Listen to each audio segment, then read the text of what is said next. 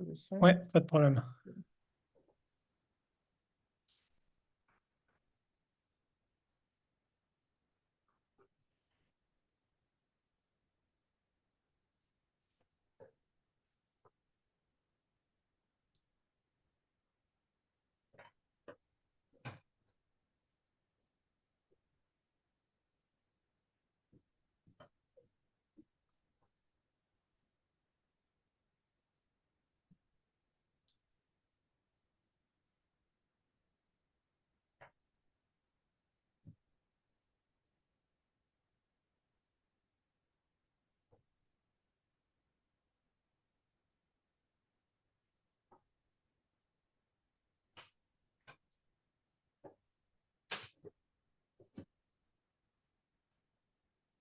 Bonjour à toutes et à tous, bienvenue à ce webinaire. Je vous propose d'attendre encore quelques minutes que les quelques retardataires se connectent et on démarre dans 2 minutes.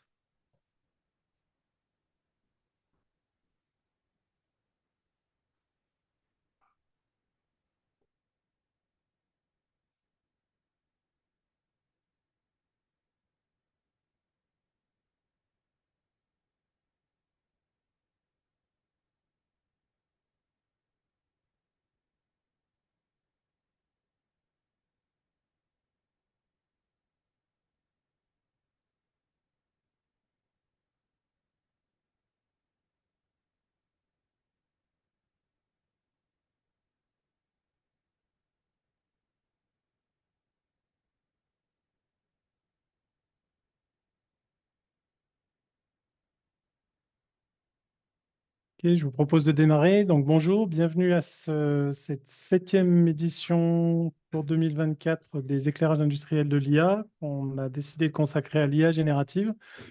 Donc je suis Philippe Viexorek, je dirige l'équipe innovation chez Minalogic, qui est le pôle des technologies numériques en Auvergne-Rhône-Alpes. Et j'ai le plaisir d'accueillir Georges Bozzi, du Dauphiné Libéré, entre autres, parce que je crois que ton périmètre est un peu plus large que celui-ci, Georges, et je te laisserai te présenter. On a décidé de vous proposer aujourd'hui, on est toujours sur notre exploration des possibilités, risques et dangers de l'IA générative. Et on a voulu se poser la question un peu de l'IA générative dans la presse. Alors le titre un peu accrocheur était Affaires sensibles ou pas.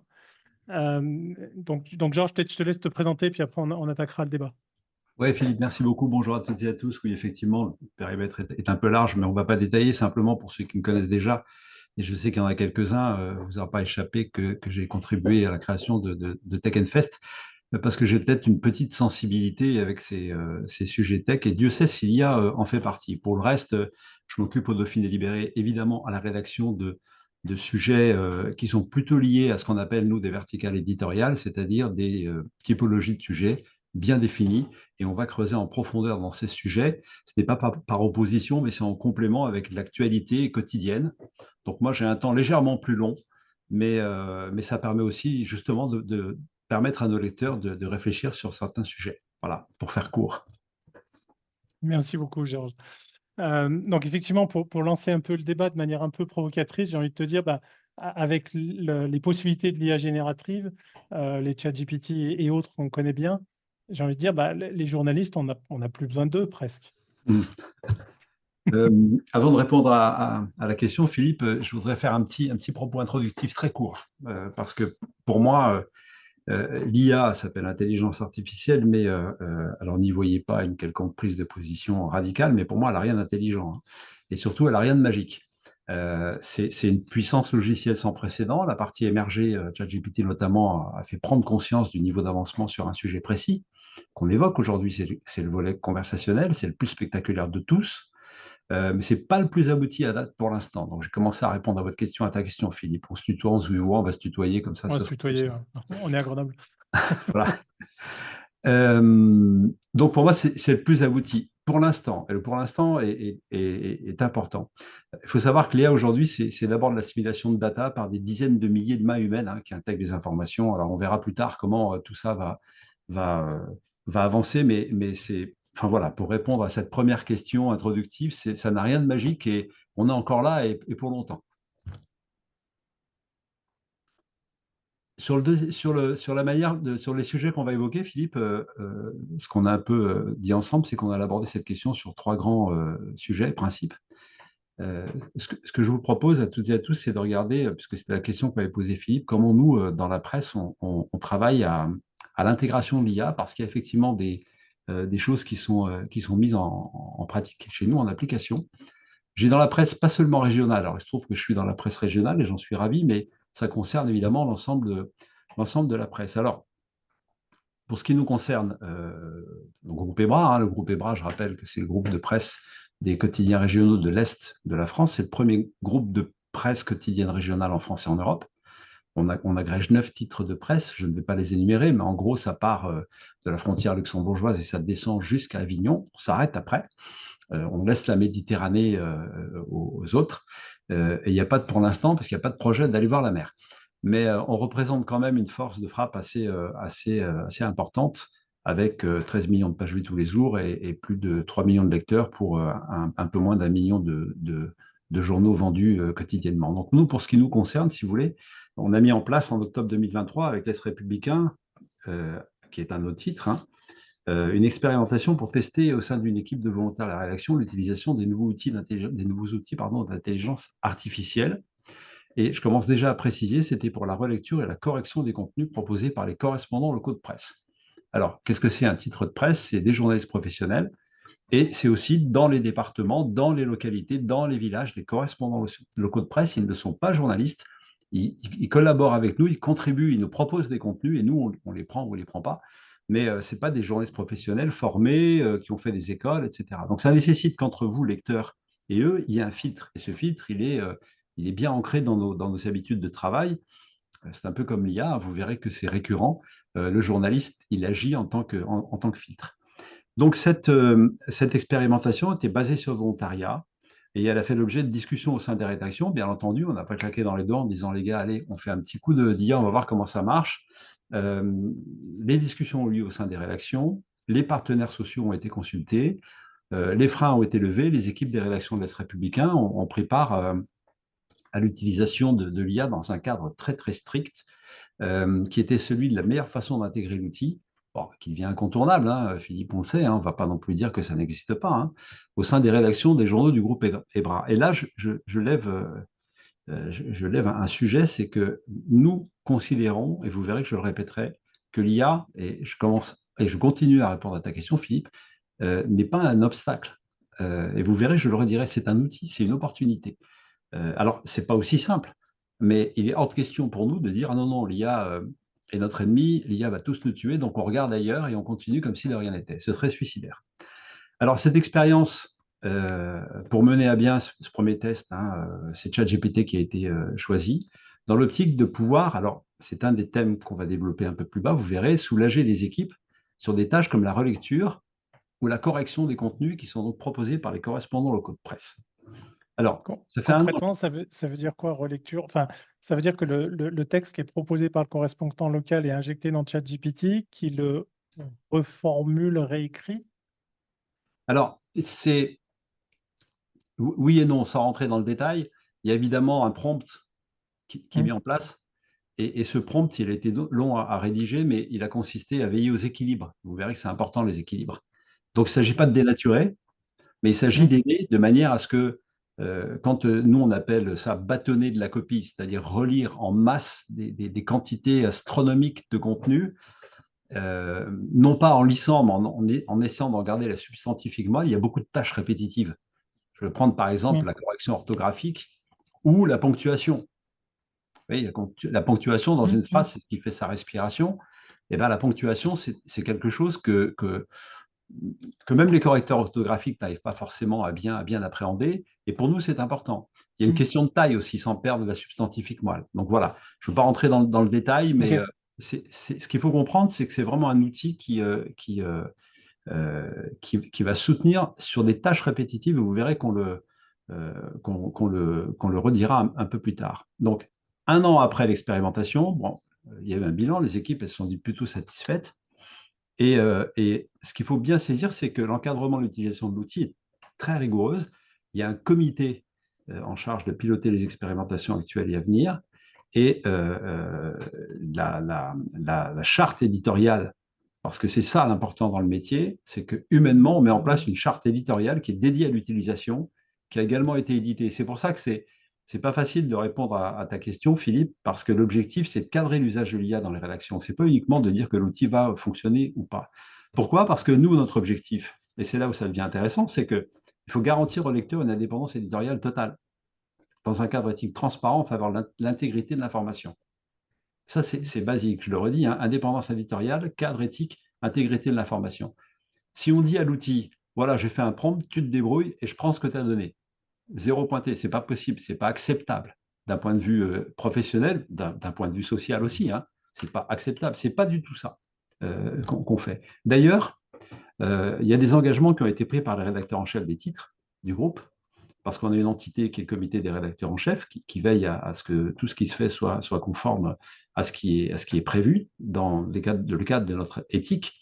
Et la réflexion sur l'arrivée de l'IA dans la rédaction, elle a été définie avec des engagements qui concernent bien sûr son utilisation. Et on avait déjà fait ça dans le cadre de la certification GTI, Journalism Trust Initiative, qui est attribuée par Reporters sans frontières et que nous avons obtenue. Donc on ne pouvait pas dire d'un côté, on a la certification, et de l'autre, on fait un peu ce qu'on veut avec ChatGPT parce que vous comprenez, c'est plus pratique. Non, ça serait quand même un peu léger. Et on essaie de ne pas l'être. Vous verrez d'ailleurs que cette notion de légèreté, on en reparlera un peu plus loin, sous une autre forme. Donc il y a un document qui a été édité. Je vais vous en donner quelques extraits, hein, parce qu'il est assez long, mais il faut quand même que vous ayez à l'esprit que tout ça est fait dans des conditions éthiques très avancées. L'intelligence artificielle est d'abord un outil. Un outil. Son utilisation doit faciliter le travail des équipes, enrichir l'expérience des lecteurs et leur accès à l'information. Son intégration au sein des rédactions s'inscrit pleinement dans une démarche d'excellence journalistique, conforme à nos principes éditoriaux. Nos engagements sur l'usage de l'intelligence artificielle s'appuient sur la raison d'être du groupe EBRA, agir pour renforcer des liens de proximité et de confiance entre les acteurs de nos régions. Vous voyez que si on dit qu'on a une raison d'être, qu'on a une certification GTI, on a forcément une approche. Et ça, c'est une des clés d'utilisation de l'IA. C'est l'approche et l'éthique. Alors, pour détailler un tout petit peu, le lien, c'est la relation humaine. Si le lien, c'est la relation humaine, IA, ce n'est pas de la relation humaine. Donc, cette relation, elle est au cœur du journalisme et ne peut pas être remplacée par l'intelligence artificielle. Ce n'est pas possible. Donc, nous, on s'engage à ce que toutes les publications soient initiées et placées sous le contrôle d'une ou d'un journaliste professionnel.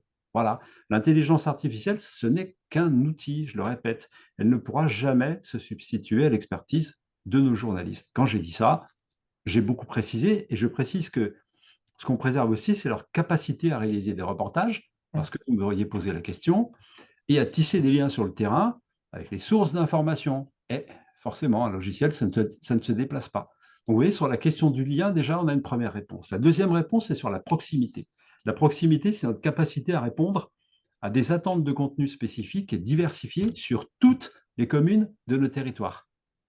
Vous imaginez, sur un périmètre comme celui-là, c'est important de l'avoir à l'esprit. La presse quotidienne régionale, c'est là où s'expriment toutes les communes du territoire. Alors, pas tous les jours, parce qu'il nous faudrait des tonnes et des tonnes de papier, mais régulièrement. La présence de nos journalistes sur le terrain garantit cette capacité. Ça, ce n'est pas l'IA qui y va. Grâce à l'intelligence artificielle, en revanche, on peut rendre aussi accessible au grand public des contenus qu'aujourd'hui, on n'est pas capable forcément de produire et qui existent dans des champs de data, comme les résultats d'élection.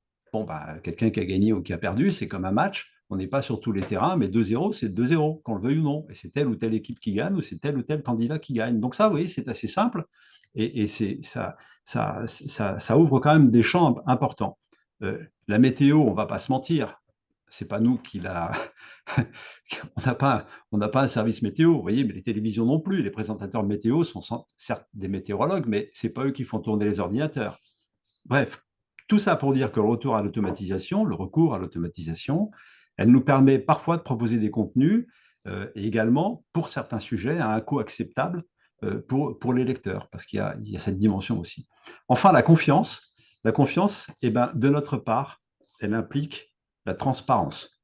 Et donc, on s'engage à signaler clairement tous les contenus éditoriaux qui serait produit par une intelligence artificielle. Cette mention existe déjà depuis 2020 dans le résumé des résultats des communes dans les résultats d'élection qu'on publie sur les sites Internet chaque soir de scrutin. Alors, tout ça fonctionne évidemment en adéquation avec les services de l'État. Hein. Et de même que nous signalons dans le crédit de toutes les images d'illustration si elles sont ou non produites par l'IA. Alors, ça va même plus loin que ça, c'est que dans la pratique, une illustration produite par l'IA, c'est niette en fait. Hein. Il faut vraiment un cadre très très particulier. Vous verrez qu'on parlera de ça, notamment dans le cadre du document qui a été édicté par l'ARCOM et dont je vais parler très très vite. Pourquoi? Parce qu'il y a une question de droit d'auteur, tout simplement. Et notamment en matière photographique, je le définirai tout à l'heure. L'IA n'a pas à date la possibilité de vérifier si elle respecte ou non les droits d'auteur. Alors, ce que je vous ai expliqué là, c'est très proche de ce qui a été publié le 14 octobre dernier par l'autorité de régulation de la communication audiovisuelle et numérique dans son rapport sur l'impact de l'IA dans les domaines de la création et de l'information. Que dit l'ARCOM? L'ARCOM dit que l'IA, en substance, offre des opportunités significatives pour le journalisme. Bon, oui, très bien. Des technologies d'IA peuvent être utilisées pour la veille, la vérification de l'information. Là, j'ai des réserves quand même, parce que pour moi, la vérification de l'information, et pas que pour moi, c'est un geste et ce n'est pas une fonction logicielle. Donc là, on peut en discuter. Et la recherche documentaire ou l'assistance rédactionnelle. Oui, on fait du Google tous les jours. Hein. Qu'on le veuille ou non, on a commencé depuis longtemps, ça va juste s'améliorer. L'ARCOM dit aussi que l'IA peut automatiser des tâches fastidieuses. Oui, c'est ce qu'on fait. On est bien dans un cadre, si vous voulez, logique de cette utilisation.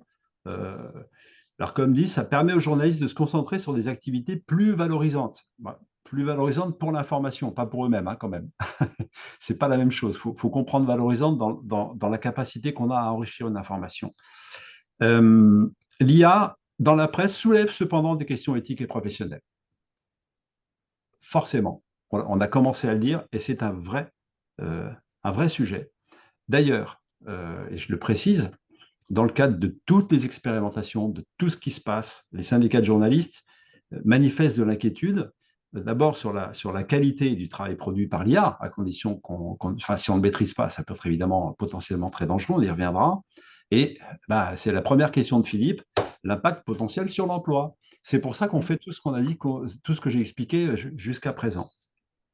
Enfin, dit l'ARCOM, et c'est un, c'est un point qui est essentiel et qui résume tout, mais là, c'est pour toute l'activité, pas seulement journalistique, il est essentiel d'assurer une supervision humaine du travail réalisé par l'IA. C'est indispensable, parce que les outils d'IA peuvent commettre des erreurs, parler d'hallucinations, et il est important que les journalistes, entre autres, conservent le contrôle final sur le contenu publié. Alors, c'est vrai qu'il y a, en conclusion de cette première partie, peut être un outil puissant pour les journalistes, et on a bien compris qu'il était plus qu'important de l'utiliser de manière éthique et transparente. Nous, c'est ce qu'on fait tous les jours et ce qu'on va continuer à faire en veillant à préserver l'intégrité de notre métier et le rôle essentiel des confrères. Et là, j'évoque un sujet qu'on va développer un tout petit peu plus tard, dans quelques minutes, c'est les médias synthétiques. On va en reparler. C'est l'ARCOM qui utilise ce terme, qui existe par ailleurs, mais je trouve qu'il est excellent. Pour terminer cette première partie, le journalisme est une activité éminemment humaine, humaine au sens propre, figuré, tout ce que vous voudrez. Que l'IA soit une aide, oui. Qu'elle s'y substitue, non. Et on en reparlera un petit peu plus tard. Merci beaucoup pour cette première partie, Georges. Et effectivement, j'ai envie de dire que l'IA peut se tromper comme l'humain. Et quelque part, un journaliste, je pense pas qu'il publie sans être relu, au même titre qu'une IA qui va effectivement être une belle assistance potentielle. Comme tu le sais, on a écrit avec un groupe de travail qui a été co-animé par GEM et Minalogic, on a produit un petit livre blanc sur les dérives potentielles de l'IA générative. On regarde la production d'hypertrucage, donc c'est le terme français. Pour se comprendre, on parle de deepfake, hein, même si c'est un anglicisme. Donc effectivement, c'est des contenus qui sont crédibles, mais néanmoins qui sont complètement faux. où on peut faire dire des trucs à Obama qui pense peut-être, mais qui ne dira jamais en public. Euh, et je passe les diverses arnaques qui ont vu le jour. Dans un média, ça peut être critique parce qu'il y a des gens qui pourraient être tentés de produire du faux contenu à des buts de manipulation, désinformation, etc. Donc, est-ce qu'il y a des moyens ou comment vous faites barrière à ça quelque part? Alors, oui, on en a parlé ensemble à Annecy le 9 juillet, mais si on sont bons Hmm. sur la date. Euh, je vais répondre en racontant la même anecdote que j'ai racontée la première fois, parce que tu poses la question de l'émetteur et de la crédibilité de l'émetteur. Hmm.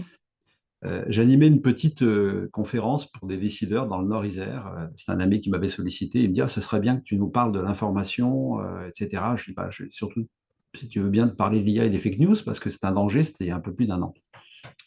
Et à cette époque, je ne sais pas si vous vous souvenez, mais on avait publié des photos du pape dans une belle doudoune blanche, Hmm. ou alors des photos de Macron qui parlait à des CRS. Alors j'ai montré la photo d'Emmanuel Macron.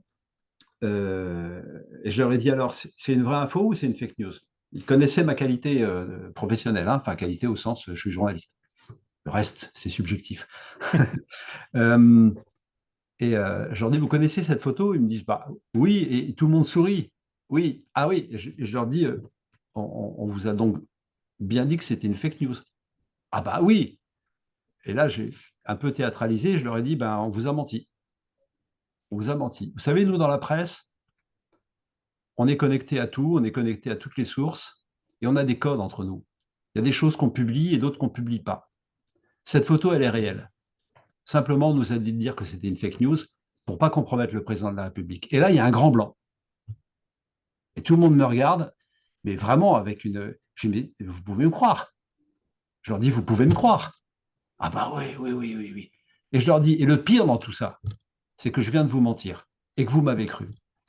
Et l'auditoire était estomaqué. Je leur ai expliqué que le principe de la fake news, c'est pas le fait que ce soit une fake news, c'est le véhicule. Et que le véhicule, s'il est crédible, eh ben, l'information, elle devient acceptable. Et c'est là qu'on a justement des problèmes aujourd'hui, parce que quand tout le monde consulte son smartphone, et notamment les jeunes, sans faire attention ni à la source ni à l'objet, le smartphone, c'est ce qu'on a de plus intime.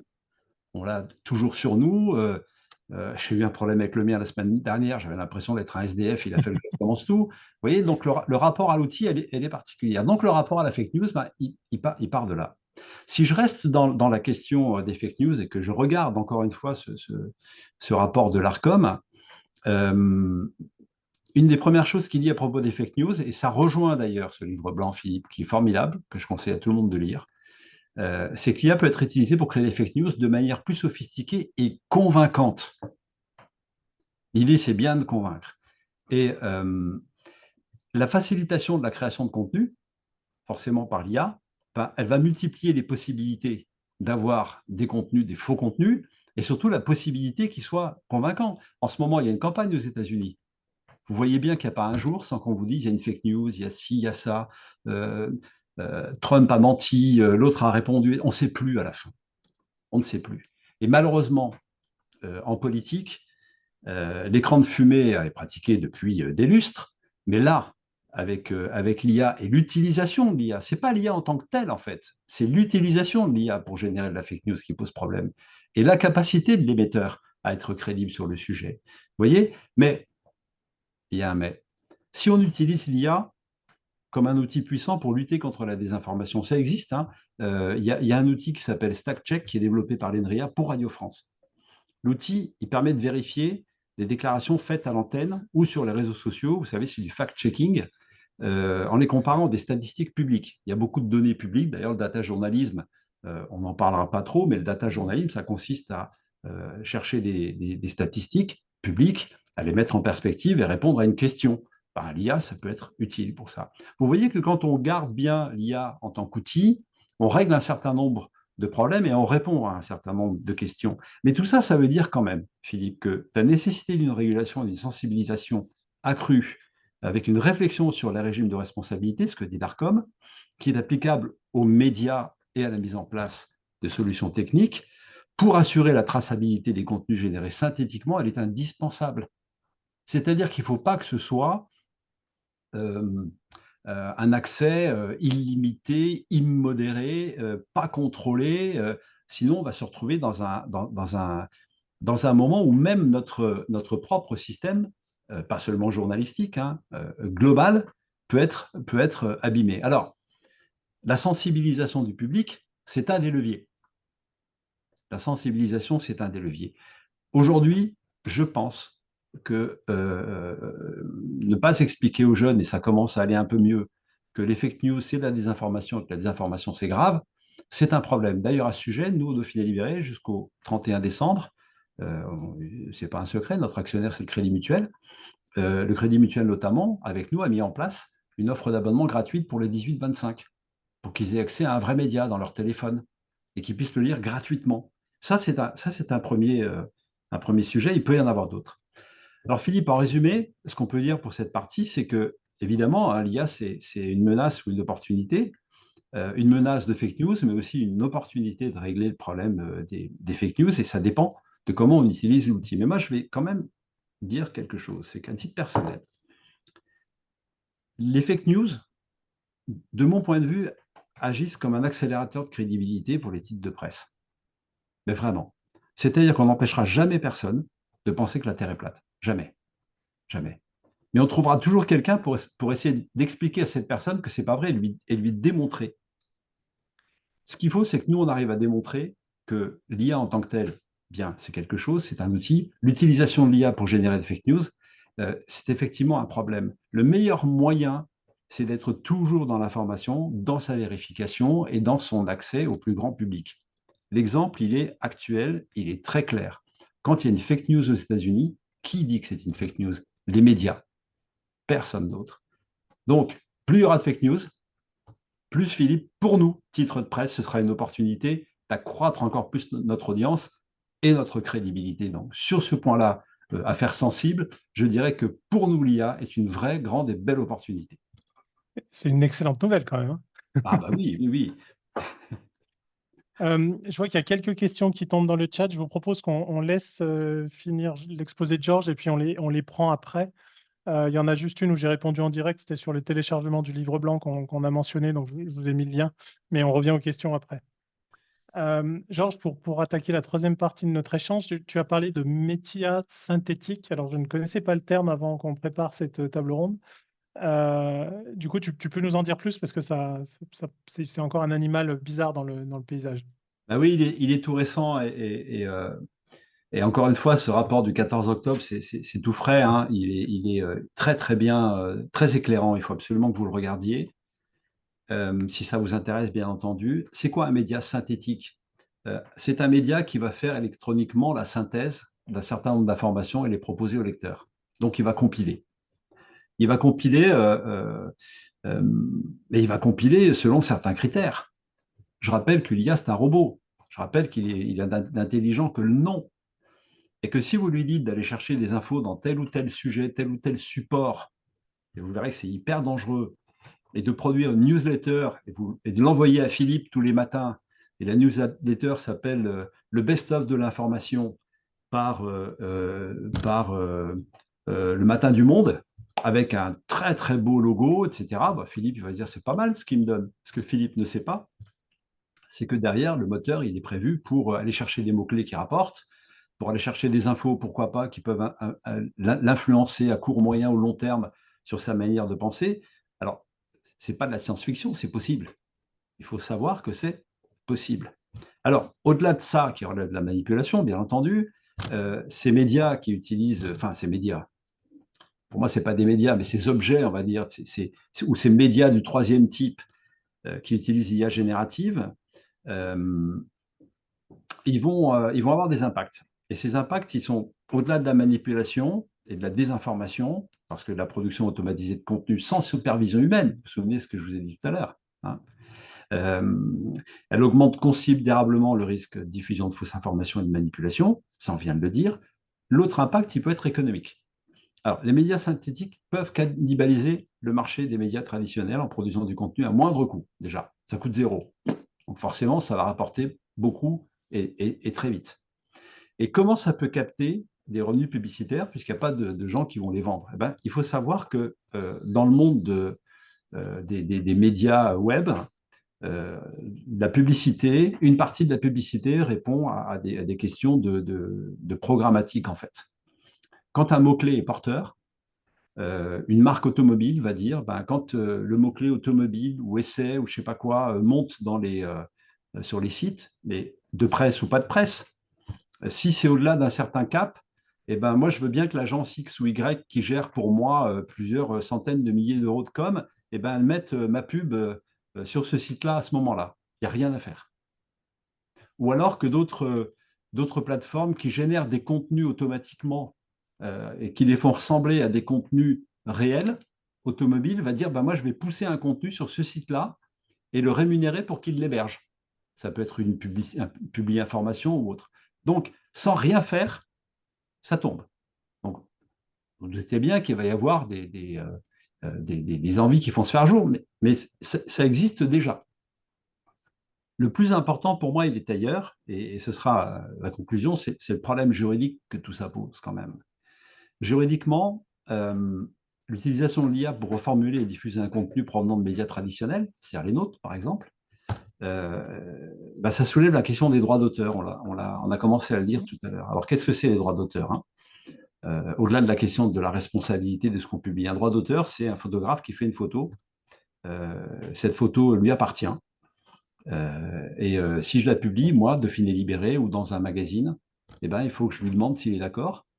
Et d'abord, s'il est d'accord, et s'il est d'accord, à quel prix il est d'accord. Voilà. Parce qu'un photographe, la photo qu'il fait lui appartient 99 ans, je crois. Peut-être que je me trompe, mais en tout cas, elle lui appartient. Elle n'est pas cédée totalement. C'est pas possible qu'un photographe cède une photo totalement, même à toi, par exemple, à Minalogique, un photographe te dit, bah, ouais, oui, ma photo que j'ai faite de cette journée, je te la donne. Même s'il dit qu'il la donne, en fait, en droit, ça ne marche pas. Il reste propriétaire. Donc, à partir du moment où ces photographes qui sont propriétaires de leur image et qui ne cèdent leurs droits qu'au coup par coup, n'arrivent pas à savoir ce qu'on fait de leur image. Comment on peut déterminer si une image de photographe a été utilisée pour faire une photo IA ou une illustration IA? Comment il peut le savoir? C'est impossible à savoir. En tout cas, à date, c'est impossible. Il y a des plateformes qui font des photos d'illustration, comme Adobe Stock, qui précisent dans leur image IA que c'est une image IA. Alors eux, ce sont des professionnels. C'est-à-dire qu'ils ont pris la peine de sélectionner les images et de faire produire quelque chose qui soit acceptable. Mais d'autres, là, on est dans le pillage absolu. Donc, ça veut dire qu'on est en train d'appauvrir une profession, voire, alors là, Philippe, là, il y a un danger. Pas seulement de manipulation, mais de survie. L'autre sujet, c'est qu'il y a des lois qui régissent le droit de la presse, par exemple. Vous savez, le droit de la presse, c'est fondamental dans nos démocraties. Là, c'est affaire sensible, si vous voulez. À partir du moment où notre démocratie elle s'appuie sur un certain nombre de droits fondamentaux, dont le droit de la presse, la liberté d'expression, l'égalité, etc., et que le droit de la presse est bafoué parce qu'on a des sites synthétiques qui font n'importe quoi avec l'information, là, on a un vrai problème. Et on ne peut pas laisser faire ce genre de choses. Mais ce n'est pas l'IA. L'IA, c'est le moteur. Je vais prendre un exemple. Je vous souhaite d'avoir les moyens de vous acheter une belle auto. D'accord? L'auto, elle est électrique, je ne vais pas citer de marque, mais elle fait 450 chevaux. Et elle va très vite.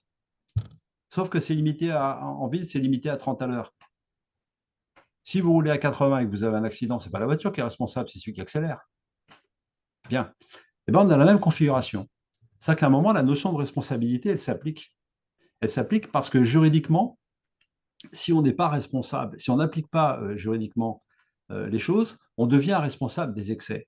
Et l'autre problème, c'est que les lois qui existent actuellement ne sont pas transposables au contenu synthétique, parce qu'on n'a rien imaginé pour ces contenus synthétiques. Alors on y travaille, bien entendu, surtout en Europe. Ça agace beaucoup les GAFAM, mais on y travaille. D'ailleurs, au passage, on leur demande de contribuer, si vous voulez.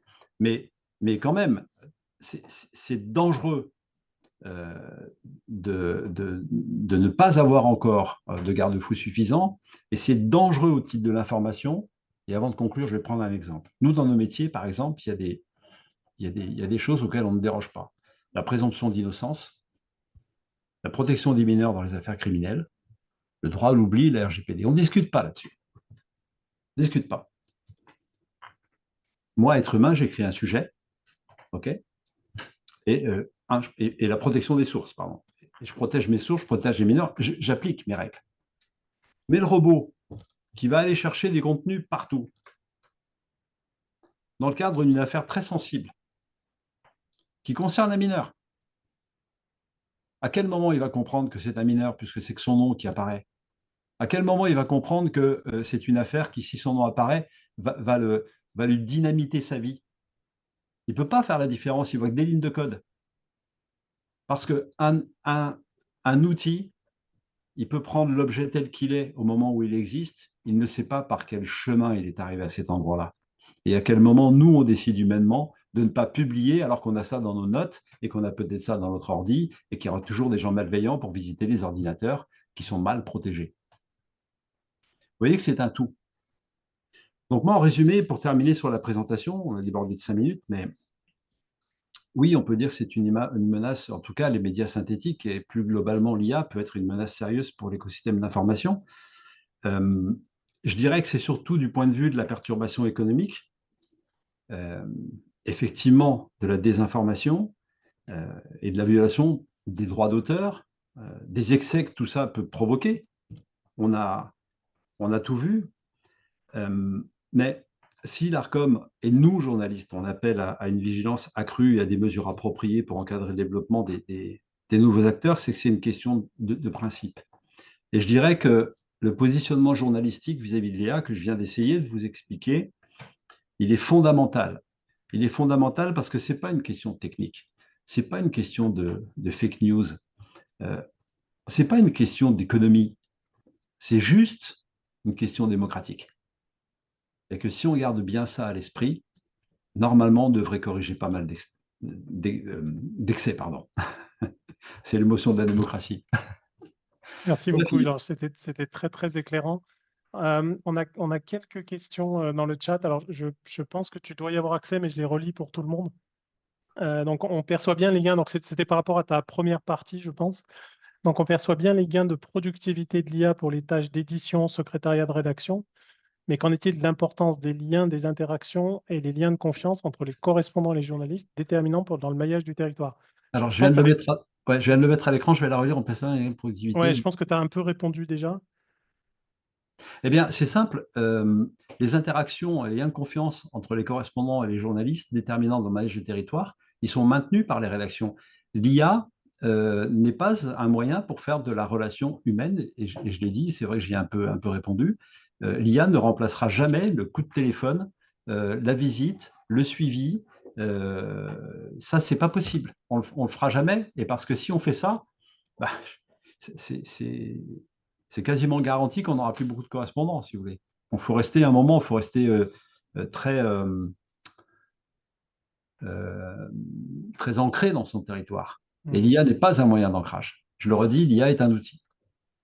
Non, clairement, et tu l'as dit également en conclusion de ta troisième partie, l'IA n'a aucun moyen de discernement, qui est quand même le propre de l'humain. Le choix, c'est le propre de l'humain. Donc, il y avait une autre question qui commentait sur le fait que chaque média a plus ou moins sa charte propre, qui lui est propre, sa charte maison, quelque part. Et donc, effectivement, il y a quand même des logiques concurrentielles entre ces différents médias qui peuvent les amener à intensifier, étendre les usages vers autre chose que l'édition de contenu. Et donc, est-ce qu'il y a une réglementation contraignante naissante au niveau français, européen, voire mondial, du type IA Act, par exemple, qui pourrait mieux garantir la présence de garde-fous? Alors, j'ai expliqué, encore une fois à date, et je ne suis pas juriste, mais je sais que des juristes travaillent sur le sujet, qu'effectivement l'IA Act est un commencement de réponse. Justement, après la conférence du 9, Philippe, j'ai été en contact avec une avocate qui avait écouté et qui proposait d'ailleurs de reprendre le sujet sur Tech Fest parce que Tech Fest est un événement organisationnel et on va traiter de l'IA. Donc oui, c'est ce que j'ai dit à la fin. Oui, il faut que dans nos démocraties, on ait des garde-fous. Oui, il faut faire attention à ce qu'on va faire. Mais le principe qui est intangible. C'est que nous, en tant que titre de presse, on veillera, mais on veille déjà, IA acte ou pas IA acte, on veille déjà à ce que ce soit l'humain qui décide. Toujours, toujours. Et qu'on sait détecter une bonne information. Bah, si je reprends l'exemple du correspondant, on sait si c'est lui qui nous a envoyé l'info ou pas, hein. Mm. Et l'info d'un correspondant, si vous voulez, ce n'est pas une affaire sensible en tant que telle, c'est de l'actualité locale. Et quand elle est sensible, quand ça devient important et intéressant, il y a toujours une discussion préalable avant. Donc on a la personne humainement au téléphone. Si c'est une question qui est liée à la vie communale, qui va, comment dirais-je, qui va provoquer une question au conseil municipal, et c'est ça, ça c'est la vraie vie. Ben, on l'appelle, on lui parle, on discute, on se met d'accord sur comment on le traite. Est-ce qu'on le rejoint pas parce que c'est important?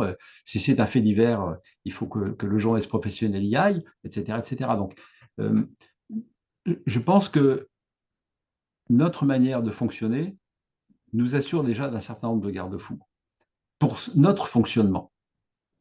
Pour le fonctionnement des autres, c'est un problème. Et c'est le problème, c'est surtout le fonctionnement des autres. OK. Merci. Sur la question des droits d'auteur, donc je te lis la question pour que tout le monde en Je la prenne. vois. Voilà. Donc, est-ce que vous pensez qu'on verra apparaître une évolution du statut octorial? Donc, il faudra peut-être rappeler ce que c'est Droit que le d'auteur. statut octorial. Moi, ça ne me parle pas. Droit d'auteur. Dans le domaine de la création, donc littéraire, visuel, etc. Oui, bah, il faut, hein. Alors aujourd'hui, si on s'en tient stricto sensu au droit d'auteur, c'est assez simple. Mais plus que l'évolution du statut, c'est comment on va détecter s'il y a des abus. Mm. Et peut-être que l'IA va devoir surveiller l'IA.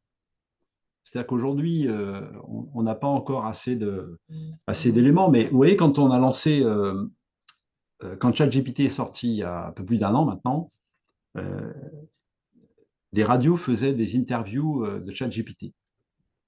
ChatGPT répondait avec des critères sociétaux très américains, notamment liés à la manière de penser aux États-Unis qui n'est absolument pas la nôtre. Ouais. Parce qu'on n'a pas encore suffisamment renseigné, je parlais des petites mains, on n'a pas encore suffisamment renseigné l'IA conversationnelle pour qu'on ait une vision assez objective et, on va dire claire de la manière dont nous fonctionnons. C'est pareil pour tout ce qui est des droits, c'est pareil pour tout ce qui est des trous dans la raquette. Ça viendra, mais n'oublions pas que la partie visible de l'IA, de ChatGPT, n'a qu'un an. Alors, c'est une bonne et une mauvaise nouvelle. Qu'est-ce que ça sera dans 10 ans? Je ne sais pas. Mais ce que nous devons faire toutes et tous à notre niveau, c'est de dire, non pas est-ce qu'on verra apparaître, mais il faut qu'apparaisse une évolution du statut octorial. Oui, bien sûr, il faut que ça apparaisse. Et Dieu merci, dans nos démocraties, ces sujets-là sont portés et des lois existent, parfois trop, mais des lois existent. Et au niveau européen, des textes existeront, là aussi, parfois trop, mais il vaut mieux qu'il y en ait trop que pas assez. Ce n'est que mon opinion. Merci. En attendant peut-être d'autres questions, parce on a épuisé les questions en cours, j'ai deux éléments à partager avec toi. Peut-être tu as vu l'actualité ou pas. Le premier, c'est que Google a annoncé ce matin ou hier, a publié une IA qui détecte justement les faux textes, enfin les faux textes, les textes générés par une IA générative. Donc du coup, alors, évidemment, c'est une annonce de Google, donc ils sont les plus beaux, ils sont les plus forts, ça marche tout le temps, etc. Bon, on n'a pas encore pu tester, mais pour rebondir sur ce que tu disais, ça veut quand même dire que le monde et la technologie est en train d'évoluer par rapport à ces détections de faux ou etc. Alors, Ouais, si vous voulez, je sais pas si tu veux commenter. oui, tout simplement pour dire que nous, titres de presse, quand on publie un article sur nos sites, on est très intéressé par son audience. Hmm. Les articles qui ne sont pas signés et qui sont des articles de curation sont pénalisés. Déjà, ça existe déjà. Donc, ça n'est qu'une étape supplémentaire, et tant mieux de la part de Google, pour pouvoir signaler, justement, dans le cadre vous voyez, on est bien dans l'actualité, hein, de ces médias synthétiques, que bah, la newsletter que tu as reçue ce matin de la part du média qu'on a inventé tout à l'heure et qui joue à courrier international, mais en étant bien certain de pouvoir t'influencer, eh ben, tu auras automatiquement en fin d'article, par Google, cet article est un article synthétique généré par IA. Hmm. Formidable. Donc, ce qu'il y a de bien, c'est que si, en plus des textes, il y a l'autorégulation, on peut être optimiste. Et tant mieux pour nous, la presse, c'est ce que je disais. Plus il y aura de Exactement. fake news, plus on gagnera en crédibilité. L'autre info récente que j'ai vue qui va dans ce sens-là, c'est qu'aujourd'hui, l'IA générative à peu près, c'est nourri de tous les contenus humains possibles et imaginables et commence à s'alimenter avec des contenus qu'elle a produits elle-même. Et donc, ce que les linguistes ou les scientifiques commencent à voir, c'est qu'ils se disent, ben, on a un appauvrissement du niveau de production de ces textes-là, parce que ben, quelque part, une IA qui s'alimente avec des choses qu'elle avait déjà apprises, ben, elle n'apprend plus rien, voire elle régresse. Et donc, ça veut dire que là-dedans, l'humain au sens large et le journaliste en particulier aura sûrement son épingle à tirer du jeu. Il y aura un coup à jouer parce qu'effectivement, on aura toujours notre jugement. Et encore une fois, c'est le propre de l'être humain que l'IA n'a pas et n'est pas prête d'avoir, à mon avis. Donc voilà, donc ça va complètement dans le sens de ce que tu dis. Alors, je peux difficilement me positionner à date parce que, alors d'abord, je n'ai pas vu et je ne sais pas où ça en est précisément, mais euh, alors, c'est personnel, excusez-moi. Moi, j'y crois pas trop, en fait, à cette IA qui aurait terminé d'intégrer de l'information et qui aurait commencé à générer des contenus par elle-même. C'est déjà ce qu'elle fait, d'une part, Hum, d'accord? Et de créer sa propre information à partir de quoi? À partir de ce qu'elle a intégré qui existe déjà. Donc, c'est déjà plus sa propre information. Elle va la déformer, elle ne se rend pas service. Euh, Moi, je serais extrêmement prudent avec tout ça, Philippe, et je dirais juste que, qu'on le veuille ou non, on est à la préhistoire de cette utilisation de l'IA. Et si on s'en tient au délai très court qui s'est écoulé entre la première version de ChatGPT et déjà les réactions et les discussions qu'on a là, et les hum, capacités qu'on a, ne serait-ce que dans notre territoire, je vois MIA, je vois Minalogique, je vois UGA, je vois préfecture, je vois région. Si nous sommes déjà capables de nous dire, réfléchissons ensemble et regardons ça de très très près. Le livre blanc que vous avez édité euh, sur les fake news, il a déjà quelques mois. hum. Donc vous l'aviez commencé alors que ChatGPT n'était pas forcément encore sur le marché ou venait juste d'arriver. C'est dire si vous êtes réactif, si on est Hum, réactif. Vous hum. voyez, voilà. Oui, c'est vrai qu'on a commencé de le travailler, on va dire, automne dernier. On a dû les premières réunions avaient lieu en septembre 2023 et on l'a publié, je crois, de mémoire en mars ou avril, je crois. Donc voilà. Bon, moi, je pense qu'il ne faut pas faire de la science-fiction à 2 euros ou de Hum, la, hum. comment dirais-je, de la sociologie de comptoir, mais nous, on est très vigilants dans la presse. On est des professionnels, en tout cas le plus possible. On doit garantir euh, la qualité de notre information et c'est la meilleure protection qu'on puisse offrir contre les dérives de l'IA. Complètement. On a une autre question avant de... quoi qu'on a encore quelques minutes.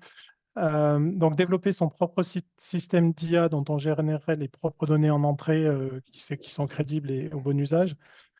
Est-ce que cette approche-là, donc développer son propre système d'IA, serait préférable à un usage de ChatGPT et des géants de l'IA qui ne sont pas spécialisés pour chaque domaine?